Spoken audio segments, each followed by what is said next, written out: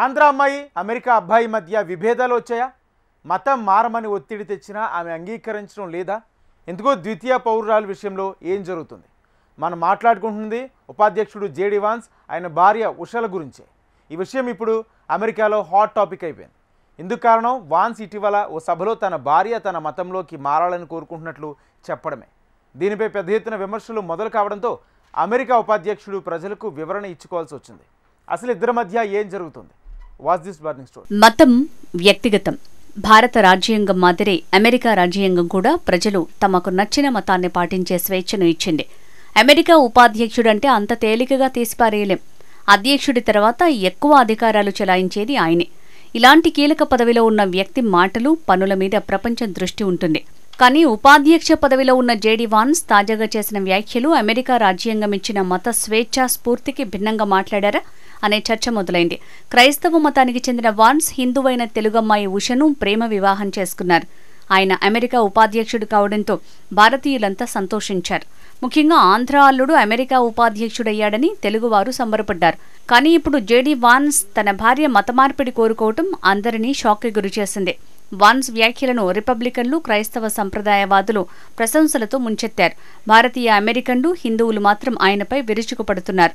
అమెరికాలో భారతీయ వ్యతిరేకత పెరుగుతున్న సమయంలో ఈ పరిణామాలు చోటు చేసుకుంటున్నాయి. తాజాగా అమెరికా ఉపాధ్యక్షుడు జేడీ వాన్స్ కు ఊహించని పరిణామం ఎదురైంది. మిసిసిపి విశ్వవిద్యాలయంలో టర్నింగ్ పాయింట్ యుఎస్ఏ అనే కార్యక్రమంలో ప్రసంగించారు.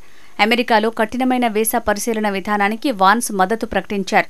అమెరికాలోకి చట్టబద్ధంగా వచ్చే వలసదారుల సంఖ్యను గణనీయంగా తగ్గించాల్సిన అవసరం ఉందని అభిప్రాయపడ్డారు. ఆ సభలో ఓ ప్రవాస భారతీయ యువతి ట్రంప్ ప్రభుత్వం వలసదారులు, విదేశీ విద్యార్థుల విషయంలో వైఖరిపై దాదాపు వాన్స్ని నిలదీసింది. తన ప్రశ్నలతో ఉక్కిరిబిక్కిరి చేసింది. మీరింతకాలం అమెరికా కలల్ని మాకు అమ్మారు, మా యవ్వనాన్ని, సంపదను ఖర్చు పెట్టించారు. అలాంటిది ఇప్పుడేమో ఎక్కువ మంది వస్తున్నారు, వాళ్లను వెనక్కి పంపాలి అంటారా? మాకిక్కడ స్థానం లేదంటారా? మేము చట్టబద్ధంగా వచ్చాం, మీ నిబంధనలు పాటించాం, ఇప్పుడు మమ్మల్ని ఇక్కడికి చెందని వాళ్ళమంటారా అని ప్రశ్నించింది. అందరూ ఆమెను చప్పట్లతో అభినందించడంతో వాన్స్ కొంత ఇబ్బందికి గురయ్యారు. వాన్స్ ఆమె ప్రశ్నలకు సూటి సమాధానం చెప్పలేదు. వలసలు పెరగటం అమెరికా సామాజిక నిర్మాణాన్ని దెబ్బతీస్తుందని, కొంతమంది అక్రమ వలసదారులు దేశానికి మేలు చేశారని, అంతమాత్రాన లక్షల మందిని అనుమతించాల్సిన అవసరం లేదని చెప్పారు. వెంటనే ఆ యువతి అమెరికాను ప్రేమించాలంటే క్రిస్టియన్ కావాల్సిందేనా అని అడిగింది. దానికి వాన్స్ స్పందిస్తూ తాను సువార్తను విశ్వసిస్తానని తెలిపారు.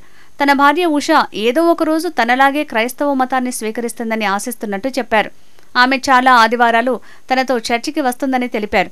నేను క్రైస్తవ మతాన్ని నమ్ముతాను, నా భార్య అర్థం చేసుకోవాలని కోరుకుంటున్నాను. ఆమె అర్థం చేసుకోకపోయినా పర్వాలేదు, ఎందుకంటే దేవుడు ప్రతి వ్యక్తికి వారి సొంత మార్గాన్ని ఎంచుకునే స్వేచ్ఛను ఇచ్చాడు అని వాన్స్ తన ప్రసంగంలో పేర్కొన్నారు.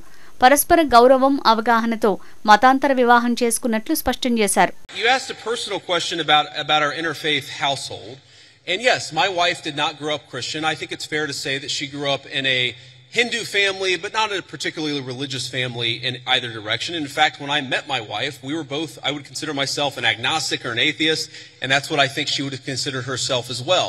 జేడీ వాన్స్ తన భార్య ఉష మత విశ్వాసాలపై చేసిన వ్యాఖ్యలు చర్చనీయాంశంగా మారాయి. సోషల్ మీడియాలో తీవ్ర విమర్శలకు దారితీశాయి. వాన్స్ వైఖరిపై ప్రవాస భారతీయులు మండిపడుతున్నారు. మత స్వేచ్ఛ విషయంలో ఆయన వైఖరిపై తీవ్ర విమర్శలు వస్తున్నాయి. వాన్స్ తన భార్యను మతం మారాలని ఆయన కోరుకుంటున్నారా అని నిలదీస్తున్నారు. వాన్స్ ఉషల వివాహం హిందూ సంప్రదాయంలో జరిగిందని కూడా కొందరు గుర్తు చేశారు. వాన్స్ తన భార్య ఉషను నాస్తికురాలిగా పేర్కొనడంపై తీవ్రస్థాయిలో విమర్శలు వెల్లువెత్తుతున్నాయి. ఆయన రాజకీయ ప్రయోజనాల కోసం ఆమె హిందూ మూలాన్ని దాచటానికి ప్రయత్నిస్తున్నారని ఆరోపిస్తున్నారు. హిందూ కుటుంబంలో పుట్టిన ఆమె పూర్తి పేరు చిలుకూరి ఉషాబాల. ఉష పలు సందర్భాల్లో హిందూ మతం మీద తన సంపూర్ణ విశ్వాసాన్ని చాటుకున్నారు. తాను ఎప్పటికీ హిందువుగానే ఉంటానని ఉష ఓ ఇంటర్వ్యూలో స్పష్టం చేశారు. తనకు మత మార్పిడి ఉద్దేశం లేదని నొక్కి చెప్పారు. తమ పిల్లలు క్రైస్తవ, హిందూ సంప్రదాయాల్లో పెరుగుతున్నట్టు చెప్పారు. పిల్లలకు నేను క్రిస్టియన్ కాదని తెలుసని, వారికి హిందూ సంప్రదాయం గురించి పుష్కలంగా తెలుసని ఉష అన్నారు. ఉష అమెరికాలో పుట్టి పెరిగిన తెలుగమ్మాయి. ఆమె పూర్వీకులది ఆంధ్రప్రదేశ్లోని కృష్ణా జిల్లా పామర్రుకు దగ్గరలోని ఓ కుగ్రామం. తల్లిదండ్రులు రాధాకృష్ణ, లక్ష్మి. 1970లోనే అమెరికాకు వలస వెళ్లారు. వీళ్ల ముగ్గురు సంతానంలో ఉష ఒకరు. యేల్ లా స్కూల్లో ఉష, జేడీ వాన్స్ తొలిసారి కలుసుకున్నారు. ఈ క్రమంలోనే ఒకరినొకరు ఇష్టపడి 2014లో వివాహం చేసుకున్నారు. భర్త విషయంలో ఉషా కీలక పాత్ర పోషించారు. వాన్స్ ప్రొటెస్టెంట్ క్రైస్తవ కుటుంబంలో పెరిగాడు. కానీ చాలా కాలం పాటు తను దేవుడిని నమ్మలేదు. 2016లో ఆయన కాథలిక్ మతంలోకి మారాలని భావించారు. 2019లో బాప్టిజం స్వీకరించారు. 2024లో తన భార్య ఉష ఈ ప్రయాణంలో తనకు ఎంతో మద్దతు ఇచ్చిందని వాన్స్ చెప్పారు. దేవుణ్ణి నమ్మని వాన్స్ క్రమంగా తన భార్య సహాయంతో క్రైస్తవాన్ని స్వీకరించినట్టు తెలిపారు. భారతదేశంలో మత స్వేచ్ఛ గురించి గగ్గోలు పెట్టే అమెరికాకు ఉపాధ్యక్షుడు తన ఇంట్లోనే మత మార్పిడిపై మాట్లాడటం దారుణమన్నారు. రాజకీయం కోసం తన భార్య మతం, సంస్కృతిని ఆయన తిరస్కరించినట్లు భావిస్తున్నారు. తన భార్య హిందూ మూలాన్ని ఒప్పుకోవడానికి వాన్స్ భయపడుతున్నట్టు చెప్తున్నారు. తన వ్యాఖ్యలపై తీవ్ర దుమారం చెలరేగడంతో జేడీ వాన్స్ సోషల్ మీడియా వేదికగా వివరణ ఇచ్చుకోక తప్పలేదు. ఉషా క్రిస్టియన్ కాదని, ఆమెకు మతం మారే ఉద్దేశం ఏమాత్రం లేదని అన్నారాయన. తాను చేసింది అసహ్యమైన వ్యాఖ్య అంటూ కొందరు నన్ను విమర్శించారు. నేను ప్రజల మనిషిని. వాళ్లు వేసే ప్రశ్న నుంచి తప్పించుకోలేను. అయినా మరోసారి స్పష్టత ఇస్తున్నా, ఉషకు మతం మారే ఉద్దేశం లేదు. అయినా మతపరమైన విషయాలనేవి వ్యక్తిగతం. కుటుంబం, స్నేహితులతో చర్చించాల్సిన అంశం అది. క్రిస్టియన్లు తమ విశ్వాసాన్ని ఇతరులతో పంచుకోవాలనుకుంటారు. ఇది సాధారణమైన విషయం. నా వ్యాఖ్యలు కూడా ఇలాంటి సాధారణ ఆకాంక్ష అని ఎక్స్పోస్ట్లో వివరించారాయన. తనపై వస్తున్న విమర్శలను అసహ్యకరమైనవిగా అభివర్ణించిన ఆయన క్రిస్టియన్ మతంపై ద్వేషంతోనే వాళ్లు అలా మాట్లాడుతున్నారంటూ మండిపడ్డారు. నా భార్యను నేను ప్రేమగా చూస్తా, అలాగే ఆమె మతాన్ని కూడా గౌరవిస్తా.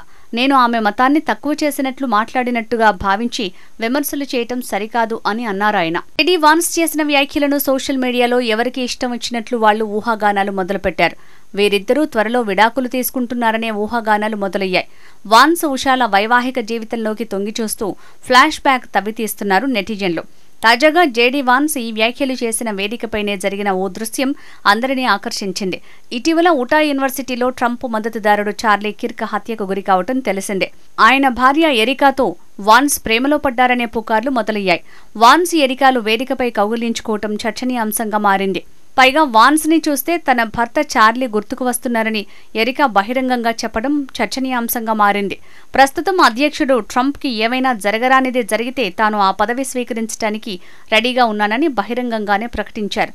అయితే ఒకవేళ వాన్స్ అధ్యక్ష పోటీలో ఉంటే ఒక హిందూ మహిళను అమెరికన్లు ఫస్ట్ లేడీగా అంగీకరించరని అంటున్నారు. 2028 అధ్యక్ష ఎన్నికలకు ముందే ఎరికాను వివాహం చేసుకోవచ్చని మేక్ అమెరికా గ్రేట్ అగైన్ మద్దతుదారులు పరోక్షంగా సూచిస్తున్నారు. ఆయన పదవిలో ఉండగా విడాకులు తీసుకున్న మొదటి ఉపాధ్యక్షుడు కానున్నారనే ప్రచారం మొదలైంది. ఈ ఏడాది ఏప్రిల్ నెలలో అమెరికా ఉపాధ్యక్ష హోదాలో జేడీ వాన్స్, అతని భార్య ఉషా, 2 పిల్లలతో కలిసి భారత పర్యటనకు వచ్చారు. ప్రధాని నరేంద్ర మోడీతో వారు ఎంతో ఉల్లాసంగా గడిపారు. వాన్స్ పిల్లలు మోడీలో తమ తాతగారిని చూసుకున్నారు. ప్రధాని వారిపై ఎంతో ప్రేమ కురిపించారు. మోడీ తన పట్ల వ్యక్తిగతంగా చూపించిన ప్రేమ, ఆప్యాయతను మర్చిపోలేమంటూ ఉషా వాన్స్ అన్నారు. నా పిల్లలు భారత పర్యటనలో ఉండగా ప్రధాని మోడీని తమ తాతలాగా భావించారు. ముఖ్యంగా నా కుమారుడు మోడీ నివాసంలో మామిడి పండ్లన్నింటినీ తీసుకున్నాడు. తనకు అక్కడే ఉండిపోవాలని ఉందని అతడు పేర్కొన్నట్లు వెల్లడించారు. మరోసారి భారత్లో పర్యటించేందుకు సిద్ధంగా ఉన్నట్లు చెప్పిన ఆమె ఈసారి తన మూలాలున్న ప్రాంతాల్లో పర్యటించాలని భావిస్తున్నట్టు తెలిపారు. మన ఉష భర్త అమెరికా ఉపాధ్యక్షుడయ్యాడని, ఆంధ్ర అల్లుడు మన దేశానికే గర్వకారణమని చెప్పుకుంటాం. జేడీ వాన్స్ భవిష్యత్తులో అమెరికా అధ్యక్షుడు కావాలని కోరుకుంటున్నాం. కానీ ఇప్పుడు ఆయన నోట వినకూడని మాటలు అందరినీ బాధిస్తున్నాయని చెప్పక తప్పదు.